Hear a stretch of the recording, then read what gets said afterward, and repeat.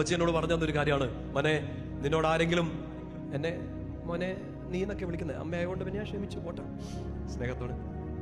അമ്മയോട് പറഞ്ഞൊരു കാര്യമാണ്, അതായത് ഇപ്പം ഞങ്ങൾ അച്ഛന്മാരൊക്കെ കേൾക്കുന്നല്ല കേട്ടോ, കുഞ്ഞു കാര്യമൊന്നുമല്ല, കുഞ്ഞു കാര്യമാണെന്നാലും പുരോഹിതർക്ക് അതൊരു വലിയ കാര്യമൊന്നും ആയിരിക്കില്ല, ചിലപ്പോൾ നന്നായിട്ട് അത് മനസ്സിലാക്കിയിട്ടുള്ളതുകൊണ്ട് അച്ഛന്മാർക്കൊക്കെ നന്നായിട്ട് അറിയാം. അമ്മയോട് പറഞ്ഞൊരു കാര്യമാണ്, അതായത് ഇപ്പം അച്ഛന്മാരോട് ഒത്തിരി പേര് ആൾക്കാർ പ്രാർത്ഥന നിയോഗങ്ങൾ പറയുമല്ലോ, കുർബാനയ്ക്ക് പോകുമ്പോൾ ഇല്ലെങ്കിൽ പ്രാർത്ഥിക്കാൻ പോകുമ്പോൾ എൻ്റെ ഈ നിയോഗം ഓർക്കണേ. അമ്മേനോട് പറഞ്ഞൊരു കാര്യമാണ്, അതൊരു ദൈവദൂത് പോലെ ഞാനത് ഏറ്റെടുത്തിട്ടുണ്ട്.